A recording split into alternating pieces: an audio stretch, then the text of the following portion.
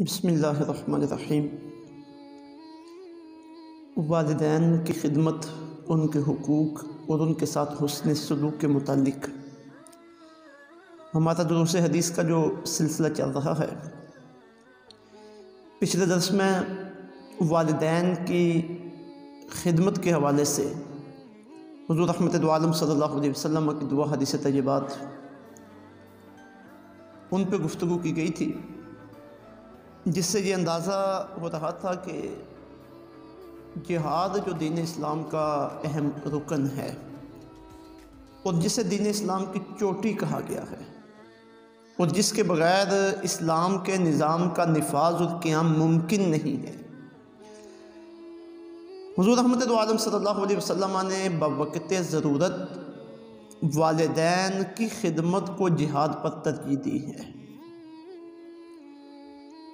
کیونکہ جہاد بھی اللہ کا آرڈر ہے اور والدین کی خدمت بھی اللہ کا آرڈر ہے۔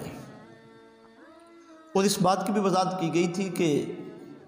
والدین اس دنیا میں اللہ رب العزت کی فرما برداری میں اور اللہ رب العزت کا جو ایک فطری قانون ہے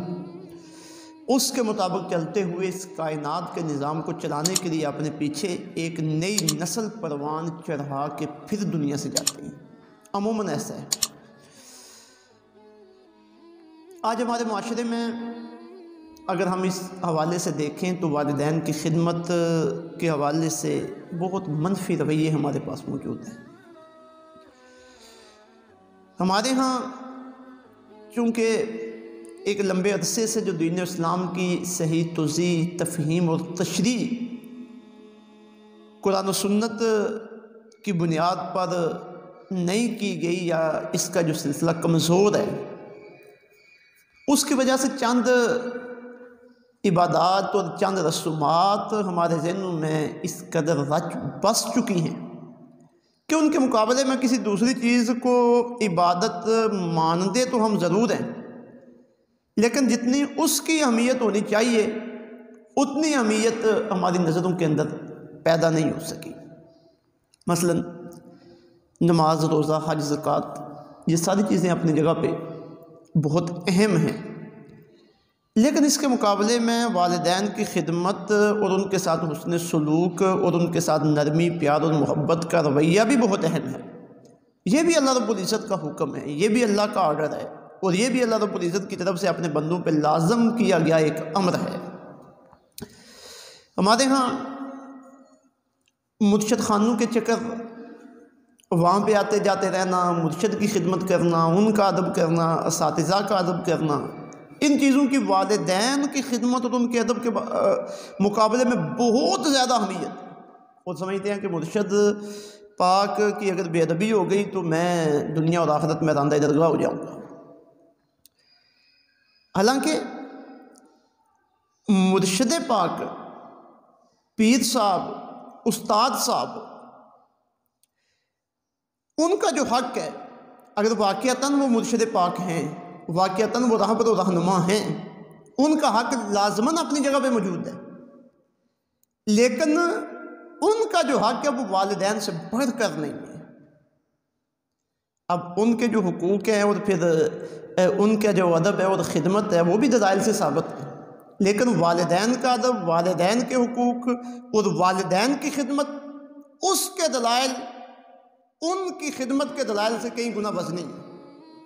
قرآن مجید کی صریح آیات طیبات ہے، واضح احادیث طیبات ہے، تو پھر کتنی افسوس اور پریشانی کی بات ہے کہ جو محبت اور خدمت کا رویہ ہمارا ادھر ہوتا ہے وہ ادھر نہیں ہے، اور پھر دعوت کے لیے، تبلیغ کے لیے، مرشد خانے کی خدمت کے لیے، رزق کمانے کے لیے، محنت و مشقت کے لیے جب ہم اپنے گھروں سے باہر نکلتے ہیں تو والدین کو بے سہارا چھوڑ جاتے ہیں یا کسی دوسرے کے آسرے پہ چھوڑ جاتے ہیں۔ ایسا بھی دیکھا گیا اپنے معاشرے میں کہ 3-4 بھائی ہیں تو وہ سارے کے سارے بیرون ملک رزق کمانے کے لیے گئے ہوئے ہیں اور پیچھے والدین بے یار و مددگار ہیں، بڑھاپے کی عمر ہے، انہیں دوائی کے لیے لے کے جانے والا بھی پیچھے کوئی موجود نہیں، وہ دوسروں کے پیچھے پھرتے ہیں کہ کوئی آئے اور ہمیں اٹھا کے لے جائے اور ہماری ضرورت کو پورا کرے۔ حالانکہ ہونا ایسا چاہیے کہ جتنے بھی بھائی ہیں انہیں مل کے کوئی ایسا لایا عمل بنانا چاہیے کہ جس میں ان کی رزق اور روزگار کے سلسلے بھی چلتے رہیں اور پیچھے والدین کی خدمت کے سلسلے بھی چلتے رہیں۔ کوئی ایک ایسا بھائی ہونا چاہیے جس کو وہ اپنے ملک میں کاروبار بنا کے دیں، اور تاکہ وہ ادھر اپنا کام کاج بھی کرتا رہے اور والدین کی خدمت بھی کرتا رہے، والدین کو کوئی پریشانی نہ پڑے۔ اور پھر کئی ہمارے احباب ایسے ہیں جو والدین کی خدمت کرتے ہیں اور ساتھ فخر کے ساتھ بتاتے ہیں کہ میرے والدین میرے ساتھ ہیں، میں والدین میرے گھر میں رہتے ہیں۔ اب اس طرح کا رویہ بھی اولاد کی طرف سے بدبختی کی علامت ہے۔ بھائی والدین کی خدمت یہ اولاد کی سعادت ہے، یہ اللہ رب العزت کی فرما برداری ہے، یہ اللہ رب العزت کی طرف سے اہم فریضے کی ادائیگی ہے۔ اس پہ اولاد کو خوش ہونا چاہیے، اللہ کا شکر ادا کرنا چاہیے کہ اللہ نے ہمیں توفیق عطا فرمائی ہے کہ ہم اپنے والدین کے پاس ہیں، ہم ان کی خدمت کر رہے ہیں۔ تو اس طرح کے بے شمار رویے ہیں کہ جنہیں آج جو ہمیں اپنے معاشرے میں نظر آتے ہیں، اور جنہیں پیش نظر رکھ کے اپنے والدین کی خدمت کرنا، اسے سعادت سمجھنا اور انہیں ہر طرح کا سکھ پہنچانا، اسے ہمیں ہماری نوجوان نسل کو پیش نظر رکھنا چاہیے۔ اللہ رب العزت کی بارگاہ میں دعا ہے کہ وہ ہمیں عمل کی توفیق عطا فرمائے۔